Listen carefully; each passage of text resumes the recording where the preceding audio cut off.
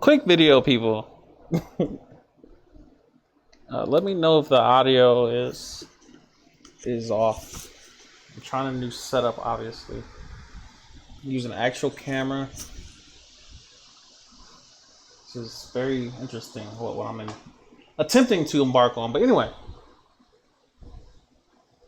I want to ask everyone to please leave a chat on what you think in terms of the audio.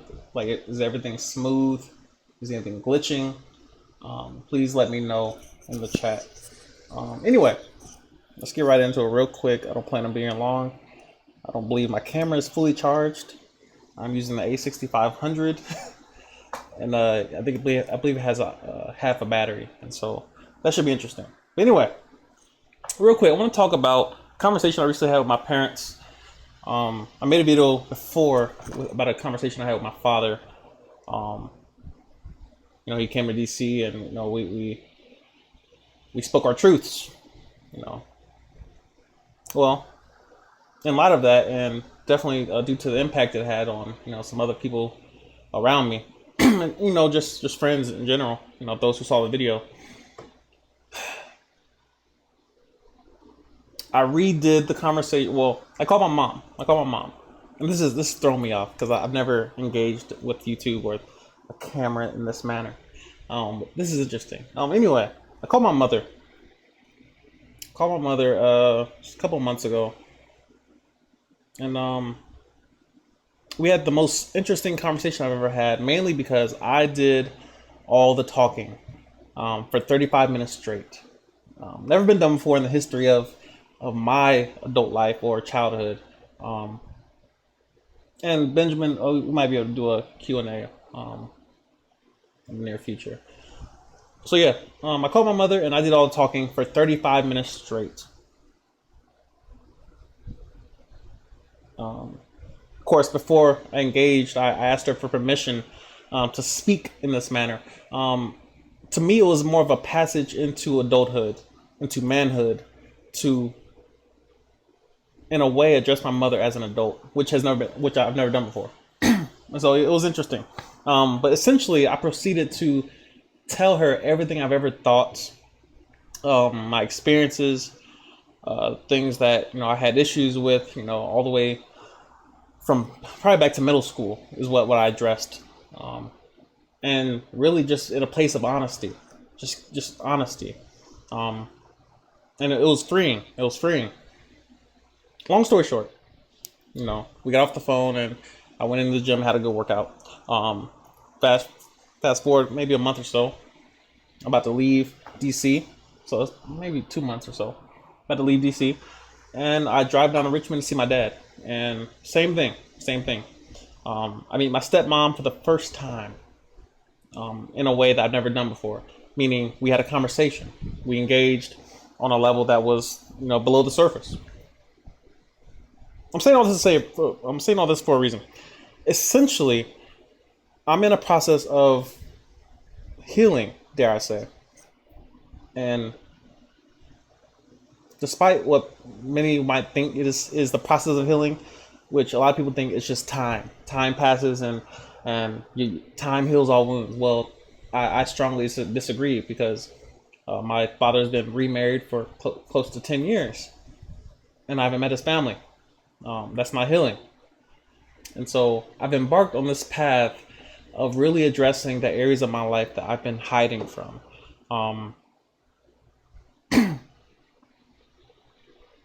It's freeing. It's the most interesting thing I've ever done, because there are a lot of areas of my life that I can't get to. I can't have access to until I've healed these past areas. A lot of my relationships fall and fail so quickly because there are areas of my life that I have yet to address, such as my parents' divorce, or just my childhood in general, and the way I was raised, and being more or less sheltered or whatnot, and then entering the adulthood as a dare I say,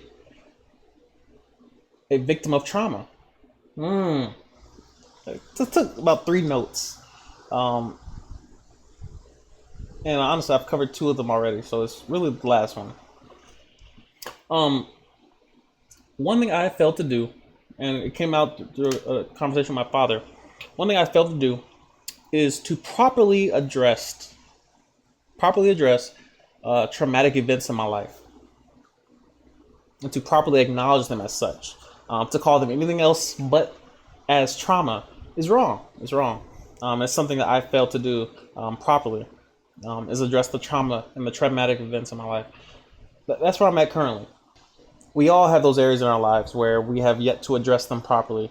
We've been putting band-aids on them. We've called them, bumps in the road, learning experiences, just a gateway, a stepping stone. We have all these different, ways that we utilize semantics to get around what it really is.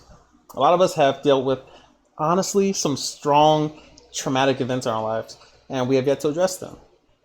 I'm in that same place. It's not an easy process. It's not comfortable to have these conversations. Sometimes you need to call your parents up. You may be in that place. I don't recommend this to anybody living in their parents' house.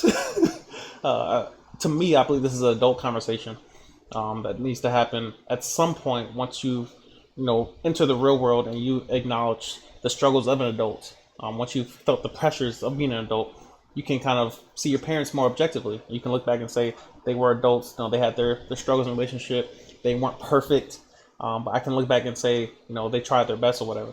Well, from an adult position, I can go back to my parents and first of all properly address them with protocol, with honor, because even though you're being honest, that doesn't mean you go off and you be disrespectful. There's a way to communicate, and that's something I've had to learn just in general in my conversation skills is delivery. Delivery matters. And so, yeah, once you go back to your parents and you honestly just ask them, can I lead this conversation? Can I do all the talking? Can I tell you what's on my heart with no responses? I don't want any excuses. This is not a dialogue. This one conversation is not dialogue. It's a monologue. It's me getting these off my chest. And you'll be surprised how freeing it is. And for your parents, it'll be very enlightening because a lot of things they just have no clue of. You guys are the same blood, same household, things happen. But yet they don't have, context on your perspective because things were different. I was a child when my parents got divorced. When I was in middle school, I was bullied that there were certain things I did not communicate with my parents. And a lot of things in my life I still haven't communicated. But it's a process of, as an adult now, this is the time to address those certain things. Healing, it's a very intentional path. It's nothing passive. It's nothing along the lines of believing in fate and this is going to happen and things are going to work themselves out and the world turns at its own pace. No. This is a very intentional path of truly addressing, and starting with self-awareness, starting with accountability. What am I struggling with? How am I hurting people around me? Because hurt people, and that's something that I have been doing is lashing out. So it starts with accountability. It starts with me being accountable and realizing that I need to get myself right before I engage with others. That's part of the process. So, just want to encourage you. A lot of us may need to have this conversation with our parents. We need to realize that they're adults and that some things you may have endured as a child or growing up as a young adult. In a lot of ways, your life is an end result of the way you were raised, and a lot of things you currently struggle with is because it started a long time ago, but it was never addressed properly. It's very important that we realize those things. A therapist, that is the number one thing on my list that is kind of out of reach currently. It's kind of out of reach due to my current location, but it's possible, and it's highly probable I can find someone in that field, whether it be on base or just in the general vicinity of where I'm stationed currently. I'll say this. I cannot enter another relationship until I heal from a couple things. Fear of loss. I touched on this in my last video, not the vlog, but the previous one. The fear of loss, meaning it's really a fear of commitment due to the actual fear of loss, which is all connected. It's all connected. It's sad, but fear of loss. Fear, believe it or not, controls most of your life, and it lives in your subconscious. It lives in your passive aggressiveness. It lives in your your passive mind, your unconscious.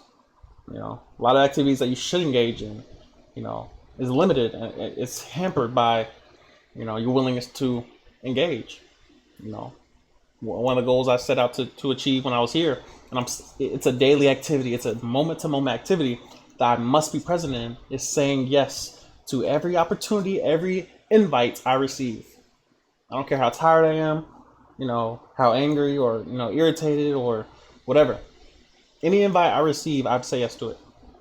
So far, it's been mainly just trips to Fairbanks, Alaska, hour away.